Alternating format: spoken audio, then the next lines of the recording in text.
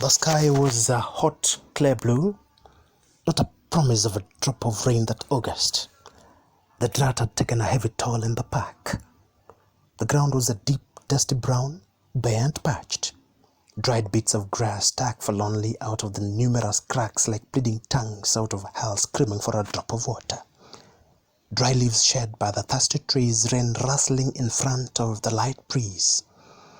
This city, in a desperate effort to keep itself beautiful, had watered the more delicate flowers planted like horses' islands at various points over the dirty brown park.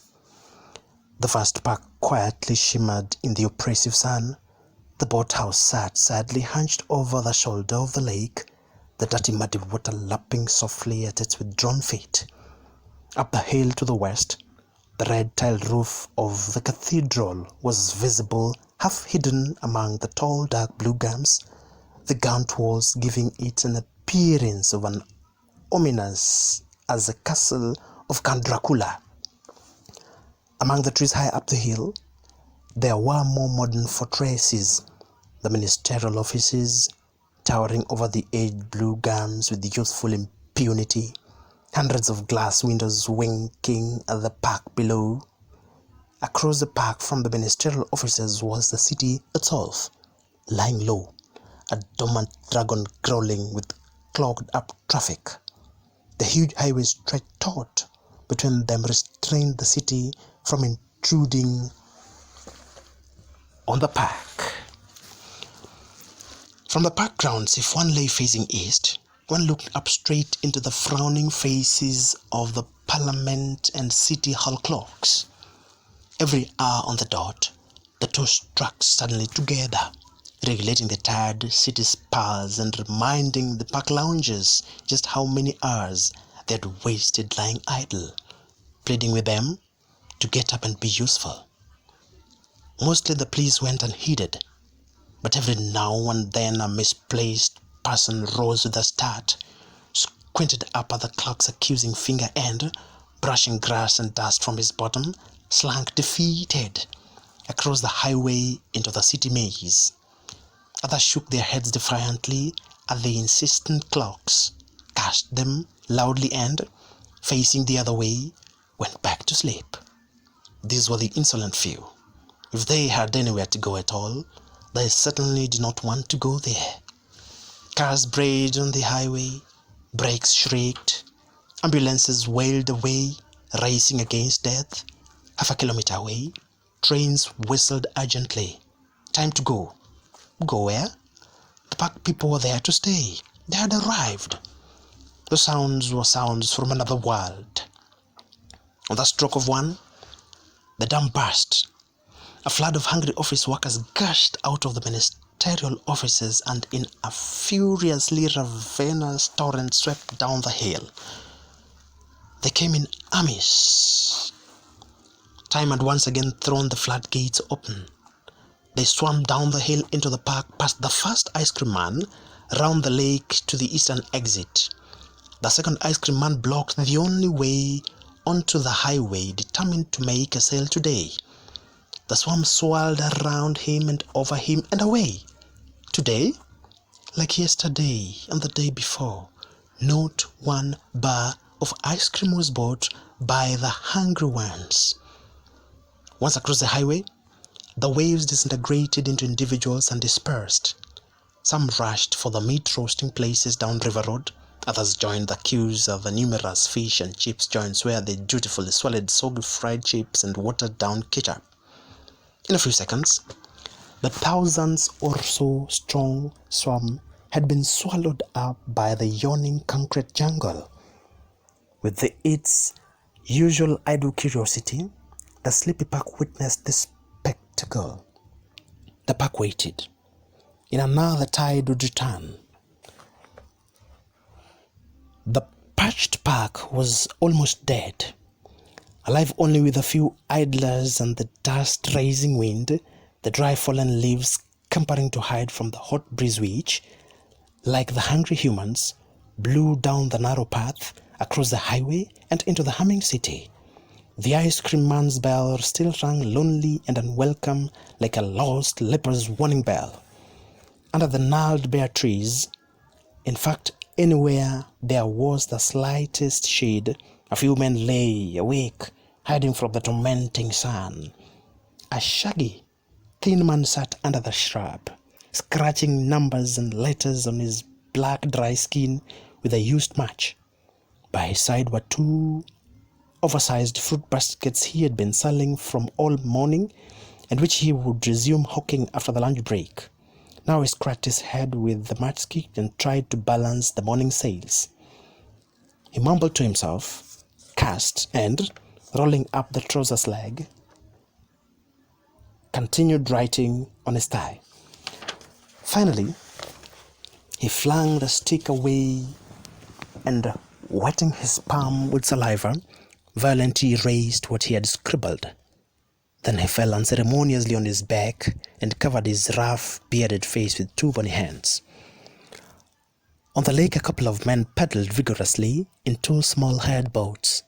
A few others sat on the cement block, and shod feet swinging only a few inches above the dirty grey water, and, ignoring the ice cream man's cries, watched the boaters. With undivided interest they witnessed every move, every paddle stroke. Some sat alone, muttering to themselves. Those who sat in twos or threes communicated only in monosyllables. Every day, the same watchers watched the same rowers move their boats over the lake and under the bridges. Every day, unconsciously reacting to the maxim that spectating is the next best thing to participating. A few meters above the lake was the fish pond, now dangerously overgrown with weeds. The yellow, blue, and purple water lilies struggled with the colorless weeds. Where once there had been a blue and green surface, there now was an ugly mishmash of pond weeds. Where the pond flowers had once struck the birds out in thick, colorful fingers and proclaimed order, there now was a riot of unclassifiable intruders with bastard flowers.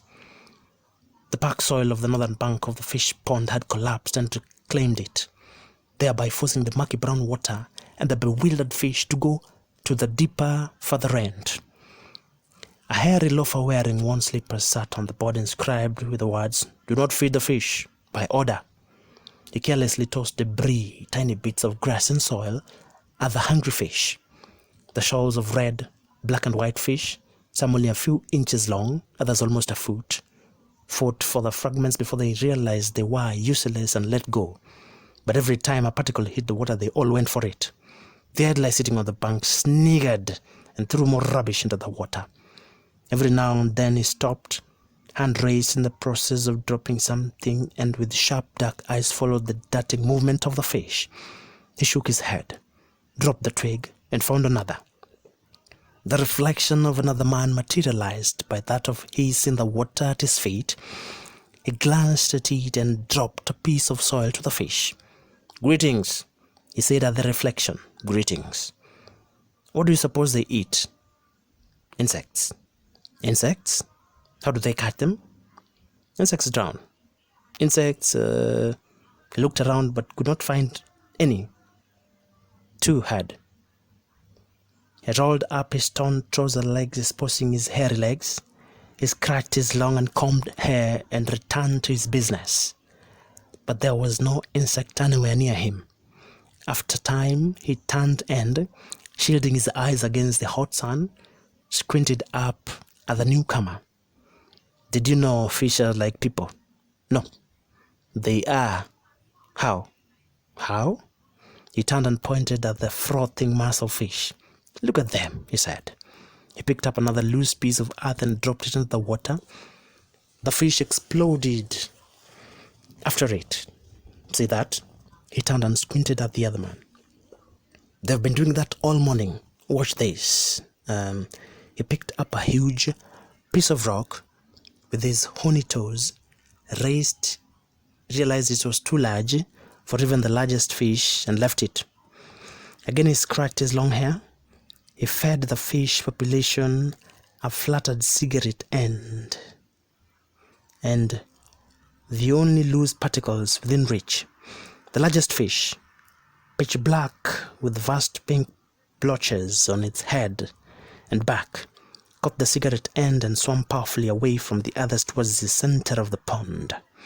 After 2 flakes of its big tail, it dropped the useless bat and swam back to the feeding ground, scratching the smaller ones away, scaring the smaller ones away. How do you suppose they make children? I mean, do they have places they go to sleep after dark?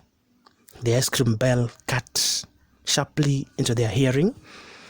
The sitting man looked past the one who was standing and pointed. Would you believe that man is crazy? Nah, he is. Always hammering the bell and no one wants to buy his ice cream. He should go where the children are. He turned to feed the fish and spoke, addressing them.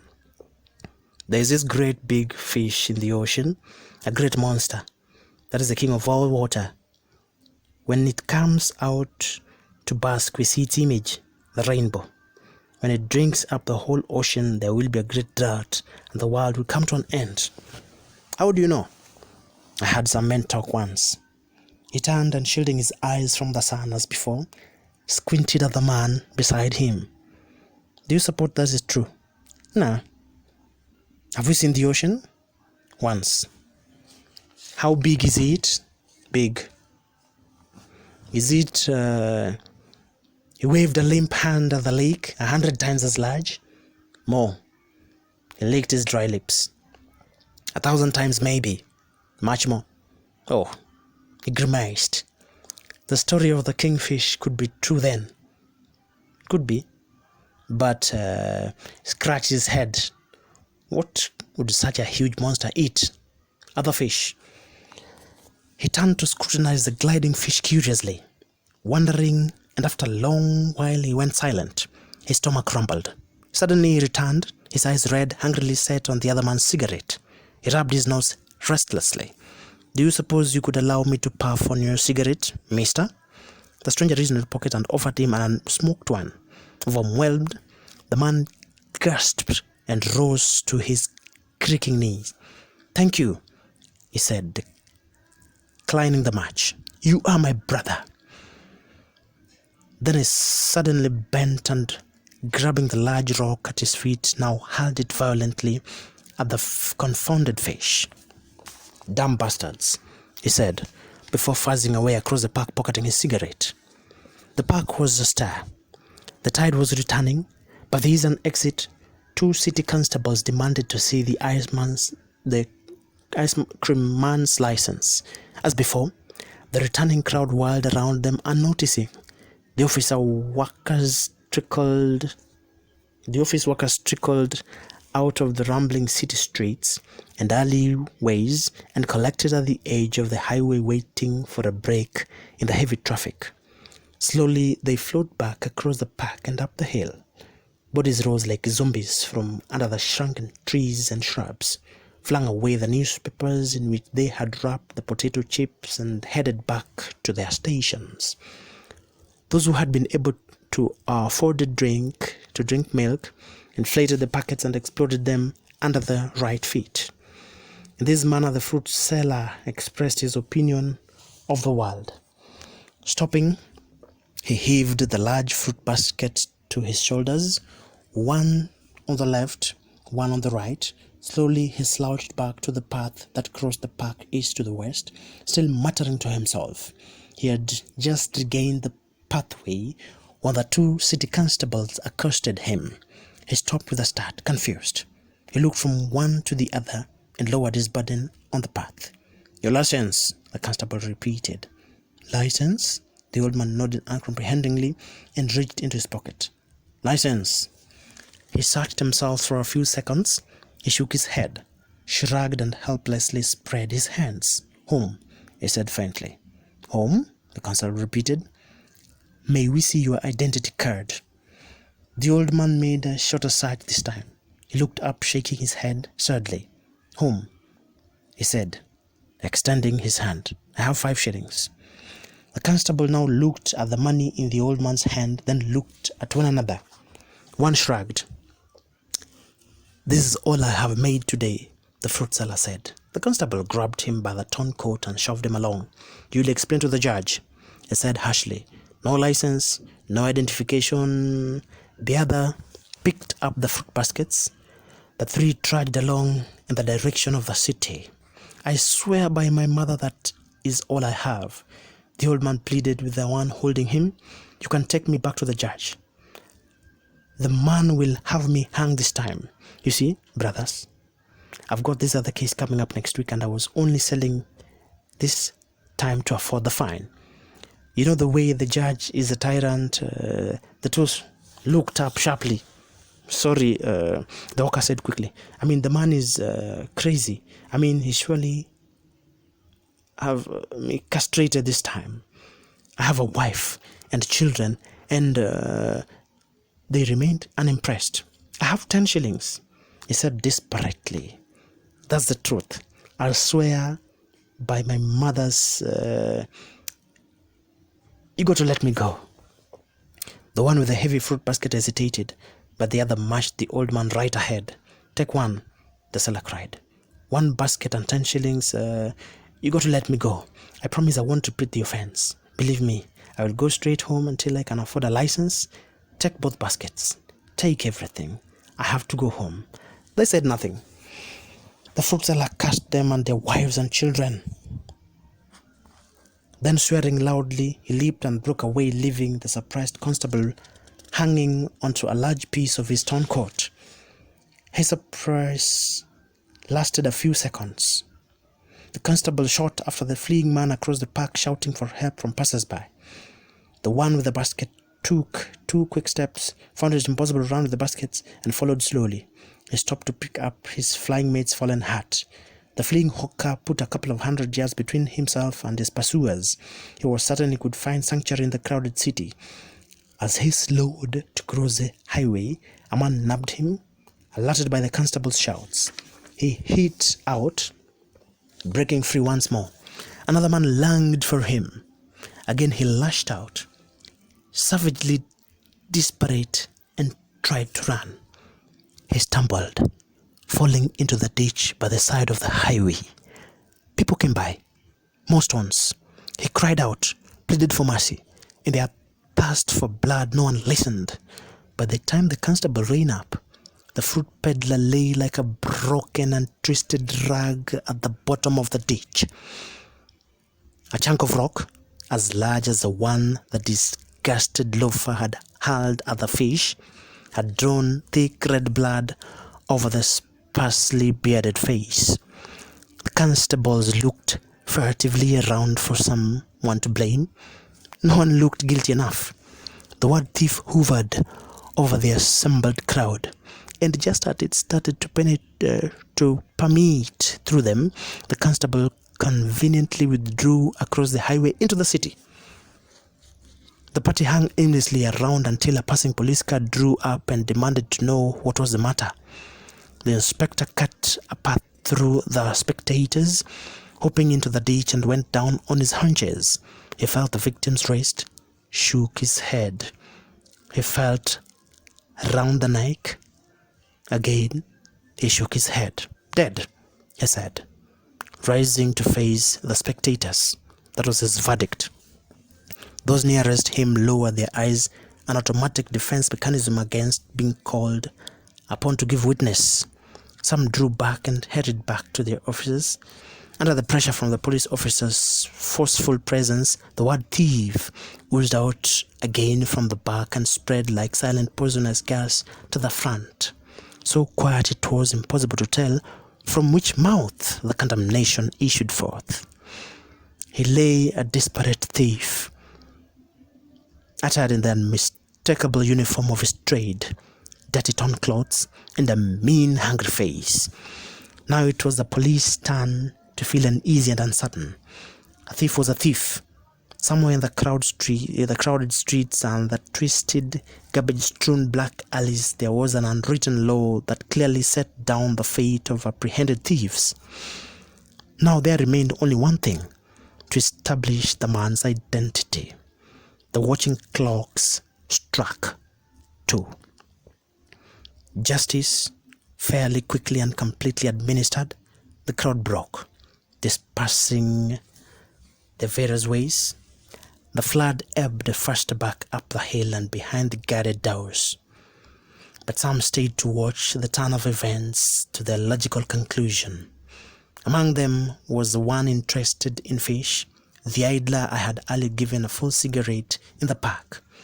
Subdued, we hung around, nervously shuffling our feet until the body of the unknown thief was carried off to the mortuary to await identification by the next of kin, his wife and children. Then we, the regular park loungers, a dark silence hovering over our conscience, drifted back under our bare trees to hide from the shame. The vast park was once more calm and peaceful, but for the sun and the dust-stirring wind, the weatherman said it would rain in September. We did not particularly care.